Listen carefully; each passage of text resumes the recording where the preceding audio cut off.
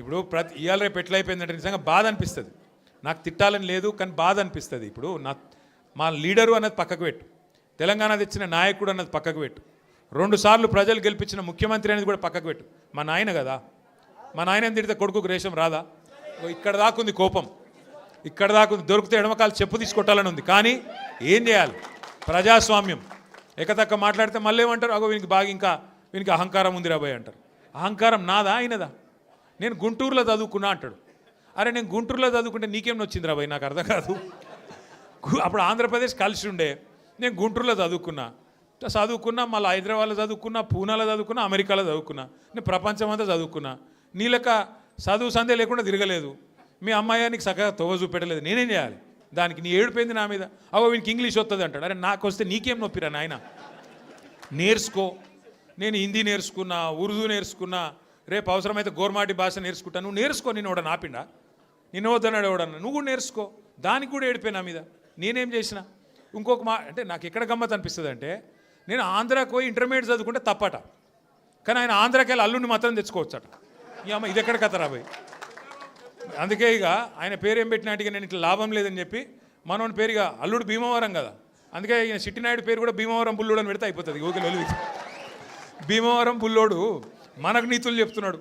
అరే ఆంధ్ర అంటే మరి ఆంధ్ర వాళ్ళ ఓట్లు కావాలి, ఆంధ్ర వాళ్ళ చుట్టూ తిరగాలి, కానీ మళ్ళీ ఆంధ్రాని మాత్రం నేను పోయి చదువుకుంటే నీకు నచ్చినది. నీకేం బాధ అవుతుంది? నాకు అర్థం కాదు.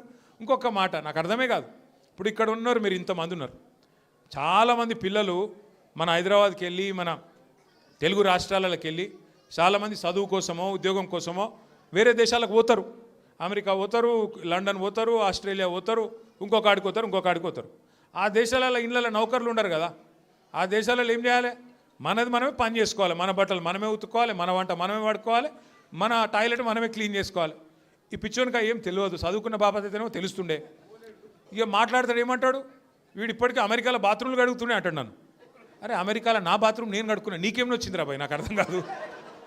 అమెరికాలో ఎవరిది వాళ్ళు చూసుకుంటారు, పని చేసుకుంటే కూడా తప్పేనా? ఎవరి ఇళ్ళలో వాళ్ళు బాసాన్లు తోముకుంటే తప్ప? ఎవరి ఇళ్ళలో వాళ్ళు బట్టలు ఉతుకుంటే తప్ప? అంటే మరి మా ఆడపిల్లలు మీరందరూ ఉన్నారు, ఇంటి పని అంతా మీరే చేస్తారు, మరి ఇంటి పని మొత్తం మీరు చేస్తారు తప్ప అది?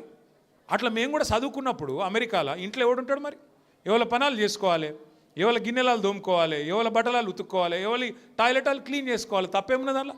దాన్ని పట్టుకొని టాయిలెట్లు క్లీన్ చేసేటోడు నీ లెక్క సంచులు మోయలే, నీ లెక్క దొంగ పనులు అయితే నేను చేయలే. ఇంకొక మాట ఏమంటాడు? నేనట మా అయ్య పేరు చెప్పుకొని బతుకుతున్నా అంట. అవు మా అయ్య గొప్పోడు, మా అయ్య తెలంగాణ తెచ్చిన మొగోడు మునగాడు, బరాబర్ చెప్పుకుంటా. తప్పేమున్నది? మా అయ్య పేరు నేను కాకపోతే ఎవడు చెప్పుకుంటాడు? నాకు అర్థం కాదు. మా అయ్య మొగోడు మునగాడు తెలంగాణ తెచ్చినోడు, బరాబర్ చెప్తా. మరి నేనేమంటున్నా, నువ్వు సకటి పనులు చేస్తే నీ పిల్లలు కూడా నీ పేరు చెప్పుకుంటారు. నువ్వు లుచ్చ పనులు చేసినావు అనుకో, నీ మన్మడు కూడా నీ పేరు చెప్పుడే గాలంగా మన్మని అని చెప్పుకోడు. మంచి పనులు చేయి, నీ పేరు కూడా చెప్పుకుంటారు. నీలాగా దొంగలకు సద్దులు కట్టుడు, బ్యాగులు మోసుడు, వాళ్ళ సంకల్ నాకుడు, ఢిల్లీకి పేమెంట్ కోటాలో పైసలు చంచుడు, గవి మాతో కావు. కొట్లాడతాం, మొగాళ్ళలాగా కొట్లాడతాం, మునగాళ్ళలాగానే బతుకుతాం, తెలంగాణ పౌరుషంతో బతుకుతాం. నీలాగా బతుకం, ఢిల్లీకి గులాములక్క మాత్రం బతుకం.